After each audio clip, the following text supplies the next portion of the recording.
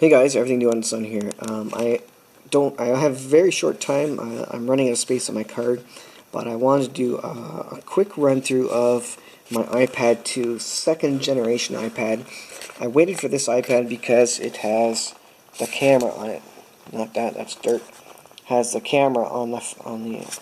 The first generation iPad did not have a camera. Now this camera is lousy, but it worked for what I needed it for. Like I said, this is a Generation 2 iPad. Let's go into settings here and we'll take a look at it, and I'll speak about performance and how it's lived and how it's worked so far. So this is the 64 gig version iPad. I don't think it's an iPad 3. Oh, that's my name. What's the name of it? Never mind. It is an iPad 2, so like I said, let's go back there. This is a 64 gig iPad, so you can see 64 gigabyte space, well, 57 left, or available, whatever. And it is indeed a 3G iPad. See, I have it on the Bell network right now, although they actually discontinued it. And I used to have a cellular number on it. My battery's dying here, guys. A quick update is that the iPad 2, should you buy it or not now, you cannot get pay-as-you-go cellular 3G on it. Now you have to sign up for a monthly plan. They discontinued that August of 2016. It is September 2016.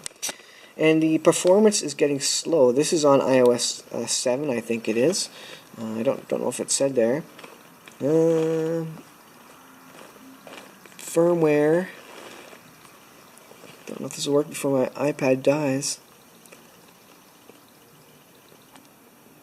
And you guys are probably screaming at me, it's over there. Let's see what software update says.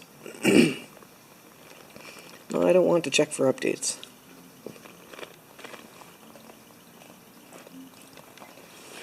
Anyways, I have had this I had my full iTunes directory on it at one point in time. I probably have over 100 apps on it, or I had at one time.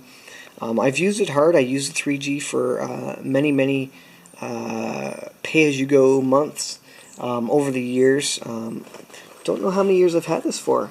Probably 3, 4, 5 years now. And I will say it is slowing down. There's nothing wrong with it otherwise. The battery life is still, pretty decent. It'll get you through a day for sure. And everything else works. The Wi-Fi works. I mean, the Wi-Fi reception is lousy on these things, which is normal with these things. But otherwise, it works fairly good. It gets a little slow and sluggish in mail, for example. So here it's loading up my mailbox, and you can see how long that takes to come up. And then, if you're trying to get through, folders and files, and it's just a little sluggish there as it pulls things up.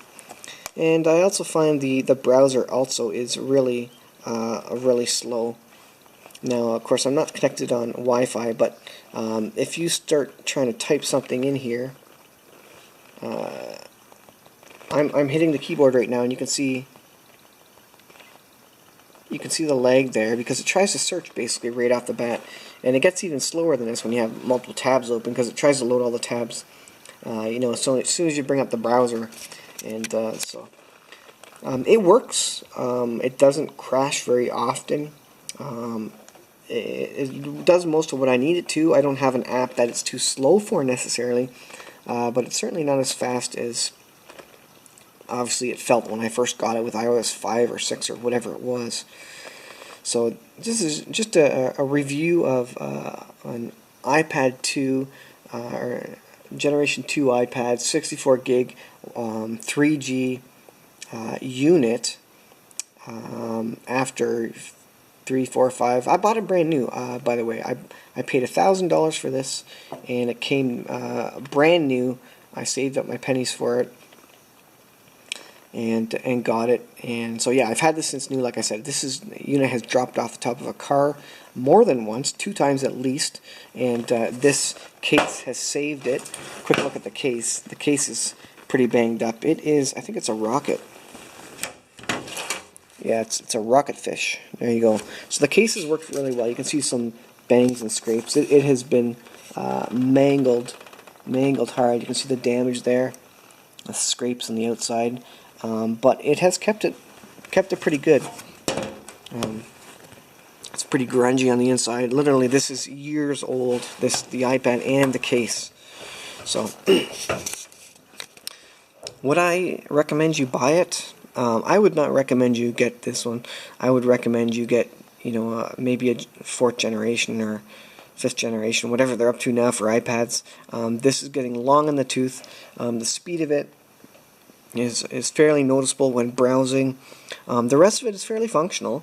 The cameras work, but of course the camera is really low res, 640 by 480 or something really horrible. The new iPads, of course, have nice high res cameras, which you can actually keep the photos of. These cameras are good for Kijiji, use PI, eBay sorts of things. Not even maybe eBay, because you kind of want better quality for that. But it is what it is. It works for Skype. YouTube works fine on it. Everything mostly works fine. Just it is getting long in the tooth, and I wouldn't recommend you buy one of these anymore. My home button still does work, but it is a little goofy. It doesn't always work. So if I double click to get the things up, oh, it worked that time. And so you can see, I don't have any. Oh, there's some apps there. So it's still responsive. It hasn't totally died on me, but like I say, for things like browsing, I find it gets clunky, and sometimes the interface does freeze a little bit. You got to give it a second. It's never really crashed or given me massive, huge problems. But in a pinch, especially when I'm trying to use Tapose and things like that I did a video on the other day. Well, that's not the fault of the iPad. That's the fault of Tapose. Anyways, no, I would not recommend getting this, guys, but I wanted to give you the review of the Generation 2 3G iPad.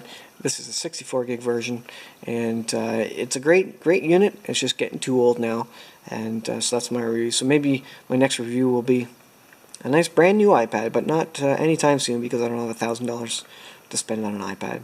Alright, I'll stop chattering, guys. Thanks for watching. I wanted to show that to you. We will see you guys in the next video.